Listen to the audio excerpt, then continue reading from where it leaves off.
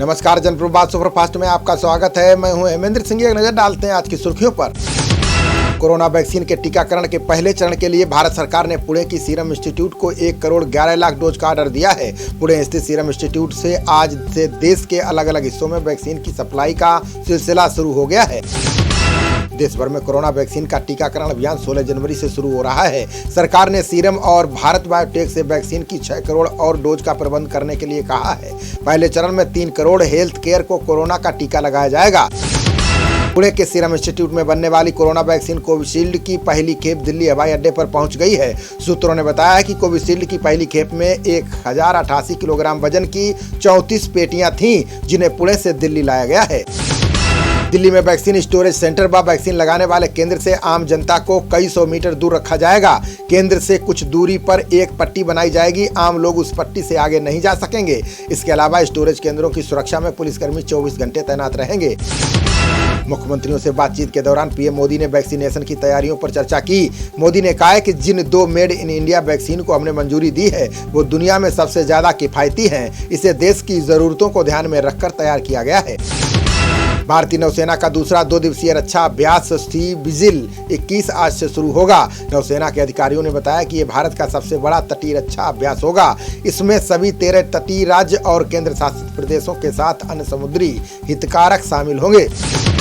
कृषि कानूनों के मुद्दे पर सुप्रीम कोर्ट आज अपना फैसला सुनाएगा। कोर्ट ने सोमवार को सुनवाई के दौरान सरकार के रवैये पर नाराजगी जताई थी। Chief justice एस.ए. बोबड़े की अध्यक्षता वाली बेंच ने कहा कि इस मुद्दे को सरकार संभाल नहीं पाई, हमें ही एक्शन लेना होगा। कृषि कानूनों को लेकर दिल्ली की सीमाओं पर किसानों का प्रदर्शन जारी है। किसान नेताओं ने कहा कि सुप्रीम कोर्ट अगर कानूनों पर रोक लगा भी देता है तो भी आंदोलन खत्म नहीं होने वाला है।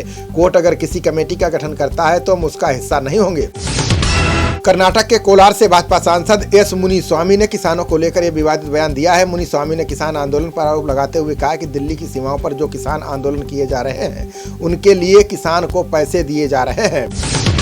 कृषि कानूनों पर किसान आंदोलन को लेकर सुप्रीम कोर्ट की टिप्पणी के बाद कांग्रेस ने मोदी सरकार पर हमला बोला। रणदीप सुरजेवाला ने कहा कि पीएम मोदी को तीनों कानूनों को रद्द करना चाहिए, साथ ही अन्नदाता से माफी मांगनी चाहिए। संसद सत्र से पहले कांग्रेस ने सरकार को घेरने की रणनीति बनानी शुरू कर दी है। इसके लिए सोनिया गांधी ने विपक्षी नेताओं से संपर्क साधना शुरू कर दिया है। वे विपक्ष के कई ऐसे नेताओं से बात कर रही हैं जो कृषि कानूनों के खिलाफ हैं। जल्द ही वे नेताओं के साथ बैठक करेंगी। पीएम मोदी ने दूसरे राष्ट्रीय युवा महोत्सव के समापन समारोह को संबोधित किया। उन्होंने कहा कि स्वामी विवेकानंद हर पीढ़ी के लिए प्रेरणादायक रहे। उन्होंने आजादी के लिए ऊर्जा दी। उन्होंने भारत को अपनी ताकत की याद दिलाई। उन्होंने कहा कि जन सेवा से लेकर जग सेवा तक के लिए उनके विचार हम लोगों के मन में बसे हुए हैं।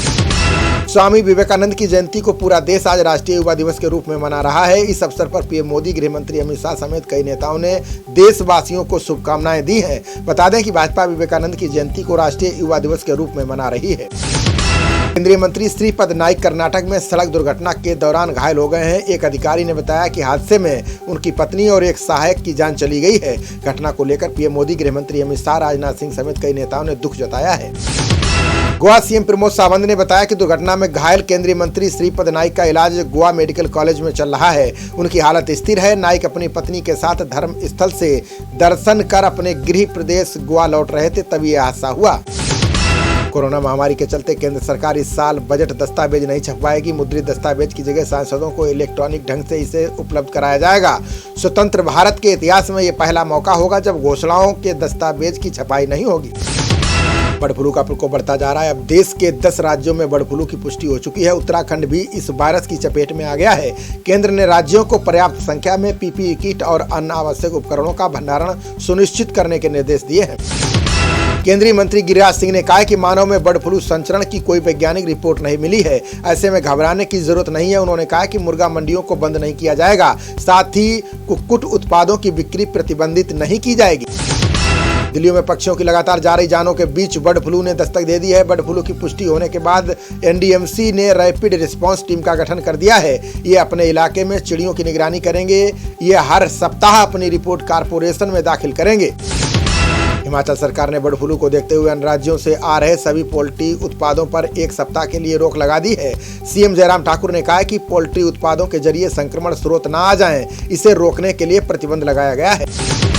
पूर्वी लद्दाख में एलएसी पर तनाव के बीच चीन ने अपने 10,000 सैनिकों को हटा लिया है। चीन ने यह फैसला पूर्वी लद्दाख में पड़ रही भीषण ठंड की वजह से लिया है। सूत्रों ने बताया कि भारतीय सीमा के पास 200 किलोमीटर के दायरे से चीन ने अपने सैनिक हटा लिए हैं। एलएसी पर तनाव के बीच पूर्वी लद्दाख में पेंगोंग झील का परमिट 8 माह बाद सैलानियों के लिए खोल दिया गया है। दोनों देशों की सेनाओं के बीच मई 2020 में झड़प के बाद पेंगोंग झील व सटे इलाके में सामान आवाजाही बंद कर दी गई थी। अमेरिकी संसद में राष्ट्रपति डोनाल्ड ट्रंप के खिलाफ महाभियोग प्रस्ताव पेश किया गया है। डेमोक्रेट सांसदों के प्रभुत्व वाली प्रतिनिधि सभा में इस प्रस्ताव पर बुधवार को मतदान हो सकता है। वहीं रिपब्लिकन सांसद एलेक्स मूने ने महाभियोग को नामंजूर करने की मांग की है।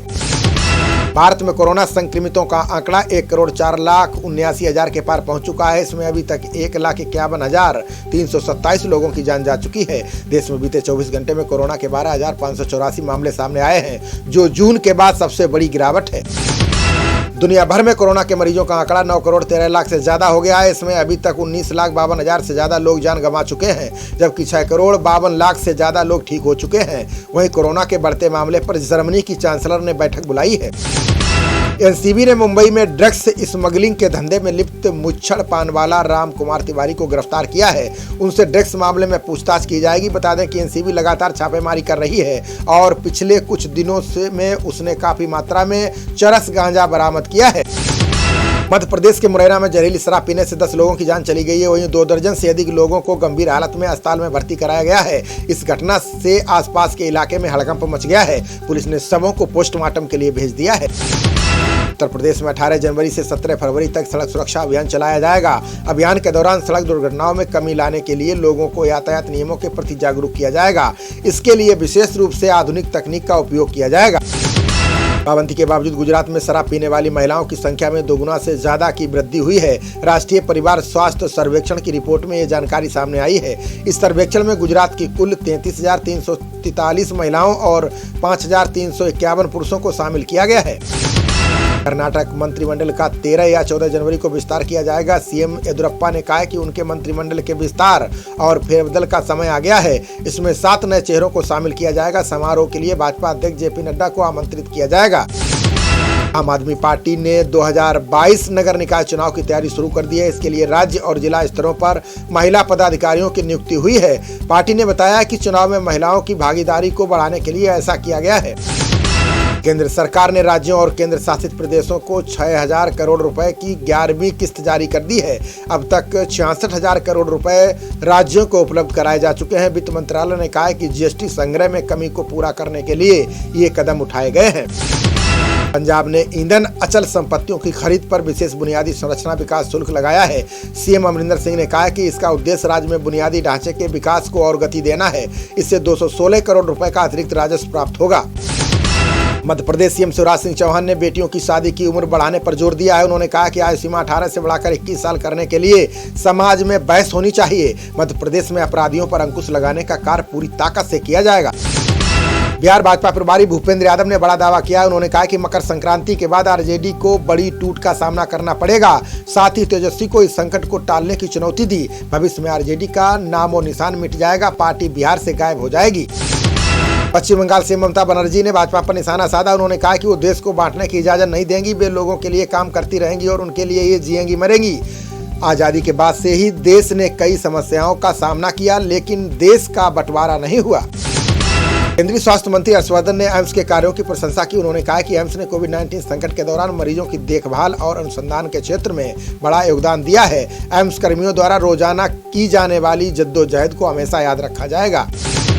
रिजर्व बैंक ने महाराष्ट्र की वसंत दादा नगरी सहकारी बैंक का लाइसेंस रद्द कर दिया है। आरबीआई ने कहा है कि बैंक अपनी मौजूदा वित्तीय स्थिति के हिसाब से जमाकर्ताओं का पूरा पैसा वापस नहीं कर पाएगा। इसी कारण उसका लाइसेंस रद्द कर दिया गया है। दिल्ली में हनुमान मंदिर को तोड़े जाने के खिलाफ दिल्ली भाजपा अध्यक्ष ने राज्यपाल से मुलाकात की। उन्होंने राज्यपाल से इस मुद्दे पर हस्तक्षेप की मांग की है। आदेश गुप्ता ने कहा कि हनुमान मंदिर गिराए जाने और वहां से प्राचीन पीपल पेड़ हटाए जाने को लेकर लोगों में असंतोष है। पोप फ्रांसिस ने गिरजाघर के नियमों में बदलाव किए हैं। इसमें महिलाओं को विशेष तौर पर प्रार्थना के दौरान और कार्य करने की अनुमति होगी। इसके बावजूद महिलाएं पादरी नहीं बन सकती हैं। वहीं महिला संगठनों ने नए बदलावों को दोहरा फंदा बताया है। उत्तराखंड में हरीश रावत के बयान के बाद कांग्रेस में मतभेद उभर कर सामने आ गए हैं। हरीश रावत ने कहा कि चुनाव के लिए सीएम पद का उम्मीदवार घोषित किया जाए। इसका प्रदेश अध्यक्ष प्रीतम सिंह और नेता प्रतिपक्ष इंदिरा हृदयेश ने जमकर विरोध किया। शिरडी साईं मंदिर में भीड़ को नियंत्रित करने के लिए ऑनलाइन पास प्रणाली शुरू की जाएगी। साईं बाबा संस्थान ट्रस्ट ने कहा है कि वो व्यवस्था 14 जनवरी से लागू की जाएगी। ये मंदिर की वेबसाइट के पास प्राप्त किए जा सकते हैं। इसमें निःशुल्क और भुगतान वाले पास शामिल हैं। उत्तर पश्चिम भारत में अगले 4 दिनों में न्यूनतम तापमान 2 से 4 डिग्री सेल्सियस तक गिर सकता है। मौसम विभाग ने कहा है कि सूखी हवाओं के चलते ये परिस्थिति बनेगी। 14 जनवरी तक शीतलहर जारी रहेगी। इससे न्यूनतम तापमान 5 डिग्री तक पहुंच जाएगा। उत्तर प्रदेश, दिल्ली, हरियाणा, पंजाब, चंडीगढ़ और राजस्थान में कड़ाके की ठंड जारी है। राजस्थान में कई इलाकों के लिए येलो अलर्ट जारी किया गया है। श्रीनगर में तापमान 0 से -2 डिग्री सेल्सियस नीचे दर्ज किया गया है। वहीं हिमाचल के केलांग में तापमान 0 से 10 डिग्री नीचे पहुंच गया है। राजस्थान में 90 निकायों और 80 नगर पालिकाओं के लिए नामांकन शुरू हो गए हैं। पहले दिन 121 उम्मीदवारों ने पर्चे दाखिल किए। नामांकन पत्र 15 जनवरी तक भरे जा सकेंगे। पत्रों की जांच 16 जनवरी तक होगी। वहीं 28 जनवरी को और 31 जनवरी को मतगणना होगी। यूपी में ब्राह्मणों के बीच पैठ बनाने के लिए कांग्रेस राज्य में ब्राह्मण महासम्मेलन आयोजित कर रही है। इसी क्रम में 17 जनवरी को सुल्तानपुर में ब्राह्मण महासम्मेलन होने जा रहा है। पार्टी नेता जितिन प्रसाद ब्राह्मणों से जुड़े सरोकारों पर खुलकर बोलते रहे हैं। ऑस्ट्रेलिया के खिलाफ चौथे टेस्ट से पहले टीम इंडिया को एक और बड़ा झटका लगा है। टीम के स्टार गेंदबाज जसप्रीत बुमराह और हनुमा विहारी 15 जनवरी से होने वाले आखिरी टेस्ट से बाहर हो गए हैं। बता दें कि बुमराह पेट में खिंचाव की समस्या से जूझ रहे हैं। भारत के खिलाफ आखिरी टेस्ट के पहले ऑस्ट्रेलिया ने माइंड गेम शुरू कर दिया है। पूर्व कप्तान रिकी पोंटिंग ने कहा है कि ब्रिस्बेन में भारत के खिलाफ अंतिम टेस्ट में ऑस्ट्रेलिया का पलड़ा भारी होगा। ब्रिस्बेन के मैदान पर ऑस्ट्रेलिया 1988 के बाद से एक भी मैच नहीं हारी है। पूर्व दिग्गज खिलाड़ी सुनील गावस्कर ने तीसरे टेस्ट के दौरान अश्विन पर छींटाकशी करने पर ऑस्ट्रेलियाई कप्तान टिम पेन की आलोचना की है। उन्होंने कहा कि कप्तान के तौर पर उनका आचरण ठीक नहीं है और इससे उन्हें कप्तानी से हाथ धोना पड़ सकता है। दिल्ली ने Syed Mushtaq Ali trophy T20 tournament के ग्रुप ई में मुंबई को 76 रन से हराकर धमाकेदार आगाज किया। दिल्ली ने पहले खेलते हुए 4 विकेट पर 206 रन बनाए। जवाब में मुंबई की टीम 19वें ओवर में 130 रन पर ढेर हो गई। शिवम दुबे ने सर्वाधिक 63 रन बनाए। खबरों का सिलसिला जारी रहेगा। देखते रहिए जनप्रवाद। नमस्कार।